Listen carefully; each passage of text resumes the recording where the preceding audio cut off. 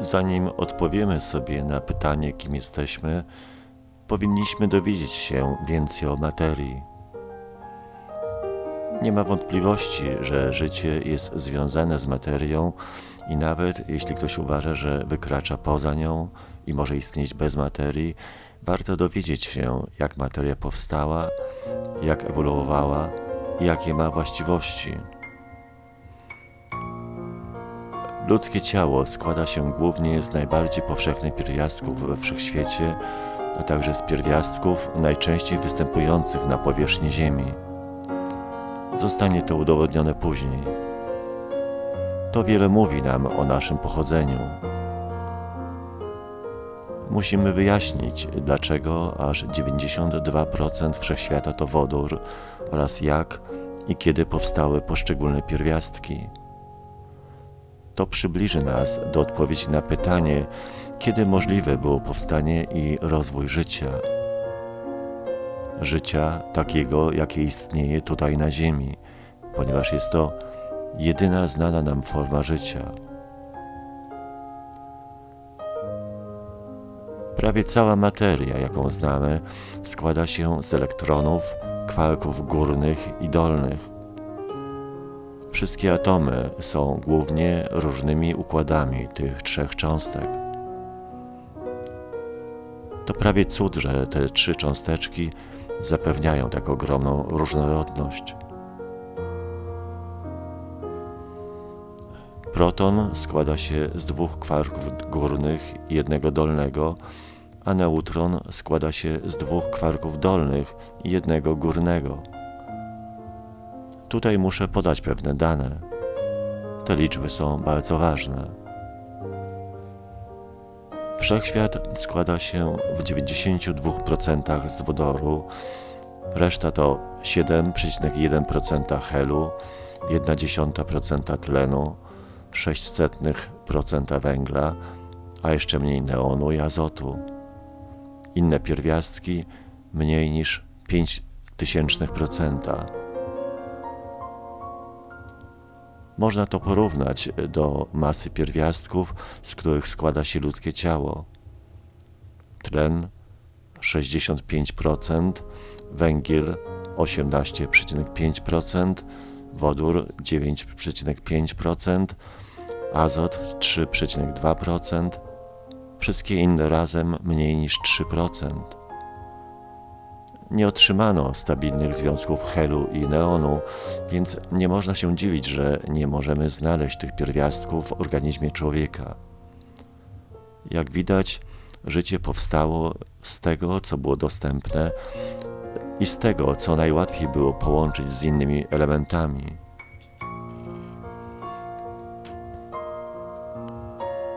Wróćmy do pierwszej chwili po Wielkim Wybuchu.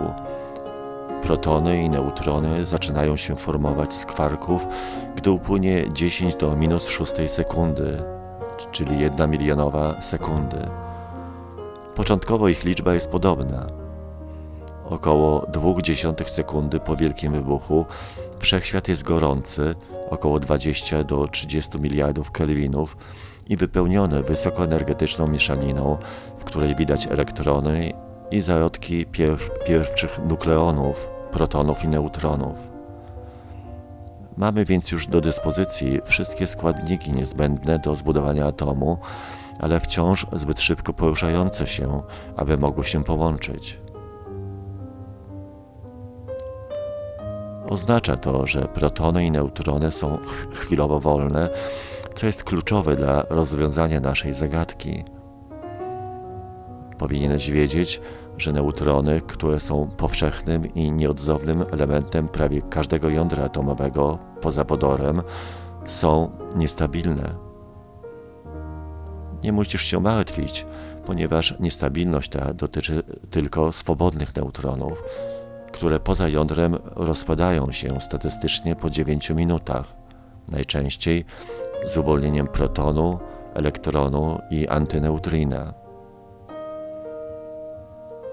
W przeciwieństwie do protonów, których średnia długość życia wynosi sekstylion lat lub dłużej, które w praktyce są absolutnie stabilnymi cząstkami.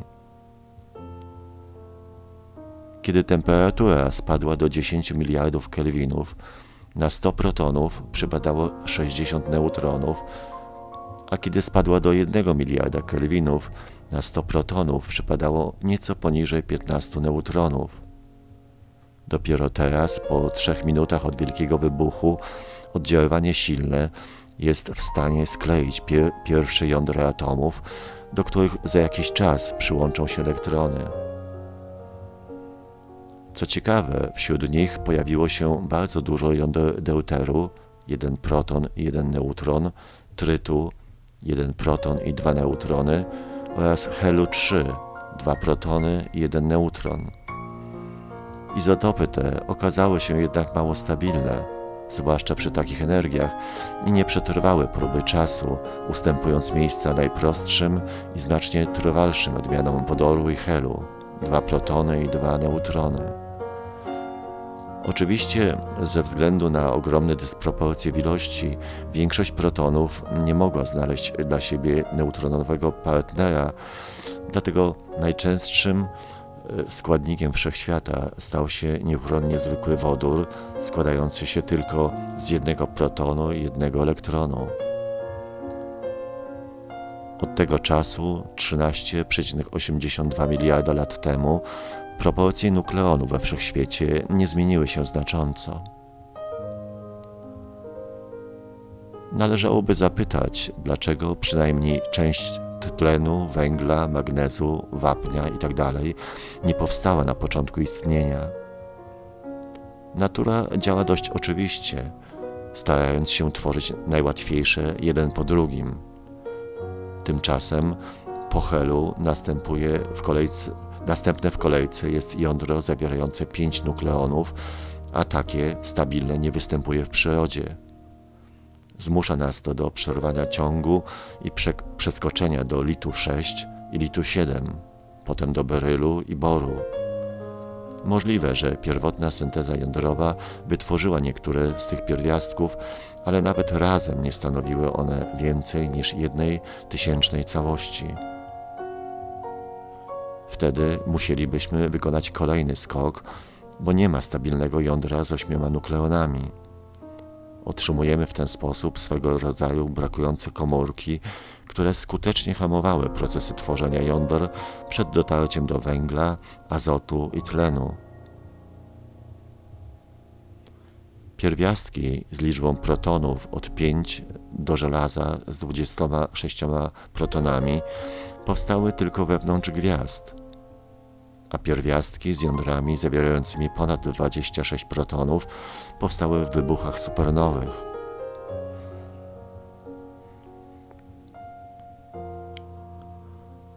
W okresie 300 000 lat po Wielkim Wybuchu wszechświat nie był przezroczysty dla fotonów, ponieważ były rozpraszane głównie na elektronach, które wraz z protonami i jądrami helu tworzyły pierwotną, gęstą plazmę.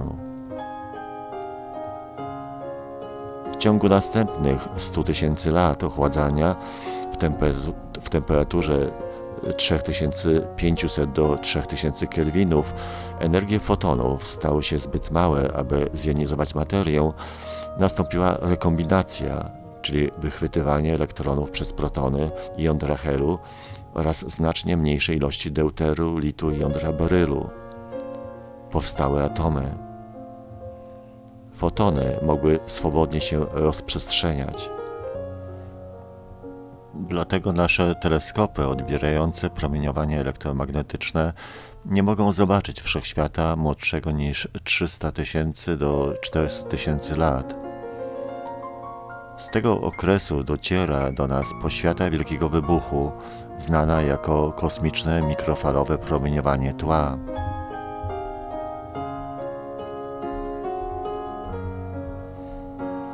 Jeśli chcemy zobaczyć młodszy wszechświat, to być może będzie to możliwe dzięki wykorzystaniu fal grawitacyjnych, dla których materia i przestrzeń nie stanowią przeszkody. Według nowych badań brytyjskich naukowców, kosmiczny świt, czyli okres, w którym rozbłysły pierwsze gwiazdy we wszechświecie, nastąpił między 250 a 300 milionami lat po Wielkim Wybuchu, więc do tego momentu istniał tylko wodór, hel, bardzo mało litu i berylu i nie było żadnych gwiazd, żadnego życia, jakie znamy. A patrząc w przyszłość, ze znanych nam praw fizyki wynika, że ten sprzyjający życiu okres kiedyś się skończy.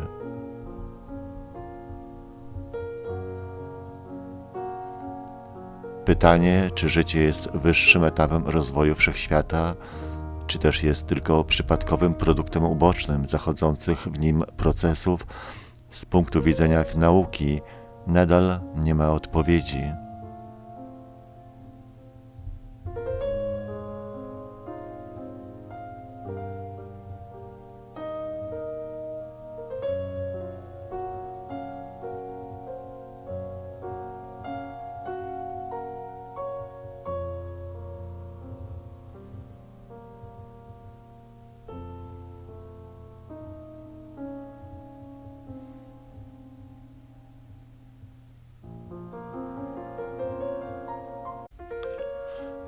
Ten film zawiera podstawową wiedzę, jaką powinieneś mieć o wszechświecie. To jest Twój wszechświat.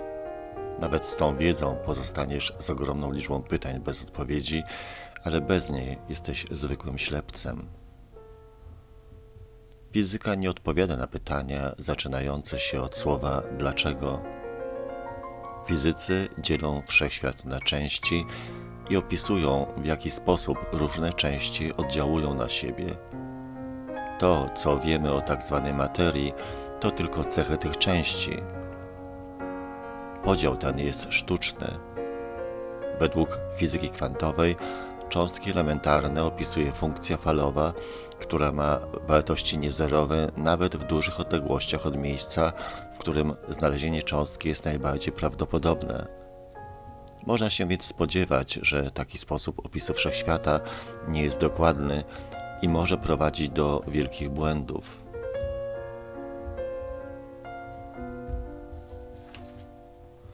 Nie wiemy, czym jest materia i nie wiemy, czy ma ona inne, bardziej subtelne cechy. Nie wiemy, co to znaczy istnieć. Odkryliśmy, że cechy jednej części wszechświata można przenieść do innych części w procesie zwanym oddziaływaniem. Okazało się, że oddziaływania zachodzą poprzez przenoszenie cząstek pomiędzy sąsiednimi częściami wszechświata. Cząstki te są nośnikami pewnych cech, takich jak pęd, energia, ładunek, spin, kolor w oddziaływaniach między kwarkami i kilku innych cech. Udowodniono, że każdej symetrii odpowiada prawo zachowania. Niezmienniczość względem przesunięcia w czasie odpowiada prawu zachowania energii. Niezmienniczość względem przesunięcia w przestrzeni odpowiada prawu zachowania pędu, a niezmienniczość względem obrotu odpowiada prawu zachowania momentu pędu. Prawo zachowania ładunku elektrycznego jest trudniejsze do zrozumienia, ponieważ wynika z niezmienniczości równań Maxwella względem transformacji cechowania. Prawa zachowania energii, pędu i momentu pędu są prawdziwe, ponieważ prawa fizyki nie zmieniają się, jeżeli przesuniemy się w czasie, przestrzeni lub obrócimy. Warto tu dodać, że ze względu na ekspansję wszechświata prawo zachowania energii obowiązuje tylko lokalnie. Nie dotyczy ono wszechświata jako całości. Nośnikami oddziaływania elektromagnetycznego są fotony, oddziaływania silnego pomiędzy kwarkami, gluony oraz oddziaływania słabego, bozony W i Z. Podejrzewamy, że nośnikami oddziaływania grawitacyjnego są grawitony, jednak jak dotąd nie zostały one odkryte. Prawie cała znana nam materia składa się z elektronów i dwóch kwarków, kwarku górnego i kwarku dolnego. Zgodnie z teorią cząstek elementarnych, zwaną modelem standardowym, Wszystkie cząstki są bezmasowe. Elektrony i kwarki zyskują masę poprzez oddziaływanie z polem Higgsa. Proton składa się z 2 kwarków górnych, jednego dolnego. Neutrony składają się z 2 kwarków dolnych, jednego górnego. Masa kwarków stanowi tylko około 1% masy protonu lub neutronu. Większość masy, protony i neutrony, uzyskują z energii kinetycznej poruszających się kwarków i energii potencjalnej oddziaływania między nimi. Według wzoru Einsteina energia równa się masie pomnożonej przez prędkość światła do kwadratu. Zatem masa równa się energii podzielonej przez prędkość światła do kwadratu. Widzimy, że związek pomiędzy masą a energią jest naprawdę prawdziwy. Większość ludzi uważa jednak, że działa to tylko w jedną stronę. To, co ma masę, ma energię, ale okazuje się, że to, co ma energię, ma również masę. Astronomiczne obserwacje ruchu gwiazd w galaktykach spiralnych oraz obserwacje ruchu galaktyk w gromadach galaktyk pokazują, że poruszają się one szybciej niż pozwala na to siła grawitacji, której źródłem jest materia zbudowana z kwarków i elektronów.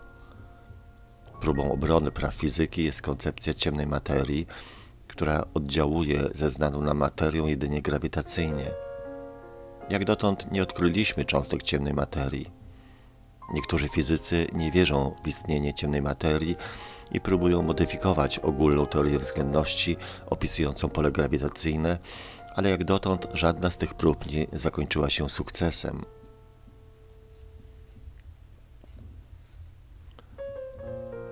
Sto lat temu Edwin Hubble przedstawił teorię, że wszechświat rozszerza się równomiernie we wszystkich kierunkach, a odkrycie to było dużym zaskoczeniem. Następnie w połowie lat 90. XX wieku udowodniono, że tempo ekspansji wszechświata w dalszym ciągu przyspiesza, co jest spowodowane właściwością zwaną ciemną energią. Obecnie najnowsze pomiary naszego stale rozszerzającego się wszechświata sugerują, że rośnie on szybciej niż wcześniej sądzili astronomowie. Za pomocą kosmicznego teleskopu Hubble'a odkryto, że wszechświat rozszerza się od 5 do 9% szybciej niż przewidywano. To zaskakujące odkrycie może być ważną wskazówką do zrozumienia tej tajemniczej części wszechświata, która stanowi 95% wszystkiego i nie emituje światła, takie jak ciemna energia, ciemna materia i ciemne promieniowanie. Może to oznaczać, że ciemna energia jeszcze bardziej oddala galaktyki, albo wczesny kosmos mógł zawierać nowy typ cząstek subatomowych, zwanych jako ciemne promieniowanie. Trzecia możliwość jest taka, że ciemna materia, niewidzialna forma materii, która stanowi dużą część naszego wszechświata, ma pewne dziwne, nieoczekiwane cechy. Wreszcie teoria grawitacji Einsteina może być niekompletna. Jeżeli wszechświat się rozszerza, jego część, którą widzimy, w przeszłości zajmowała znacznie mniej miejsca. Zastosowanie ogólnej teorii względności prowadzi nawet do wniosku, że objętość ta wynosiła 0, a gęstość materii była nieskończona, co najprawdopodobniej świadczy o tym, że teoria Einsteina nie jest teorią ostateczną i trzeba będzie ją pogodzić z teorią kwantową, co dotychczas nie udało się. Większość ludzi błędnie rozumie, czym był Wielki Wybuch. 13,8 miliarda lat temu ta część wszechświata, którą obserwujemy, zajmowała przestrzeń o objętości bliskiej zeru, ale nawet wtedy cały wszechświat był najprawdopodobniej nieskończony. Ekspansja wszechświata opiera się na powstaniu nowej przestrzeni, a nie na działaniu siły powodującej oddalanie się galaktyk od siebie.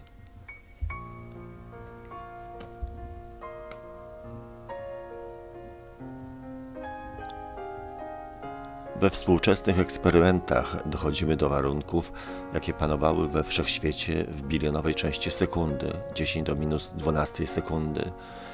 Dalej sięgają już tylko spekulacje teoretyczne, jednak mające bardzo solidne podstawy. Ogólna teoria względności opisuje świat aż do granicy Plancka, wynoszącej 10 do minus 42 sekundy, i opis ten nie zależy od nieznanego składu cząstek tak długo, jak długo wszechświat może być traktowany jako jednorodny, izotropowy i zdominowany przez promieniowanie. Przy energii Plancka, czyli czasie 10 do minus 42 sekundy, grawitacja zaczyna być teorią silnie oddziałującą, a z pewnością kwantową. I wydaje się, że pojęcia czasu i przestrzeni przestają mieć sens. Erę Plancka można więc traktować jako narodziny czasoprzestrzeni. Zamiast 4 znanych nam oddziaływań fundamentalnych, grawitacyjnych, elektromagnetycznych oraz słabych i silnych, wszechświat opisuje nieznana nam jeszcze teoria. Po erze Plancka grawitacja staje się znacznie słabsza niż inne oddziaływania i może być opisywana klasycznie za pomocą równania Einsteina. Nie znamy szczegółów tego, co się wtedy działo. Jedną z popularniejszych hipotez jest teoria inflacji, która przewiduje, że przez krótki czas wszechświat był zdominowany przez stałą kosmologiczną i powiększył swoje rozmiary ponad 10 do 30 potęgi razy. Hipoteza ta tłumaczy dobrze wiele obserwowanych faktów, ale nie można jej jeszcze uznać za jednoznacznie potwierdzoną. Jedno wiemy prawie na pewno. Po tej epoce cały obserwowany dziś przez nas wszechświat mieścił się w kuli o średnicy 3 metrów, ale z powodu rozszerzania się trzeba było 14 miliardów lat, by do obserwatora w środku tej kuli, czyli do nas, dotarło światło z jej brzegu.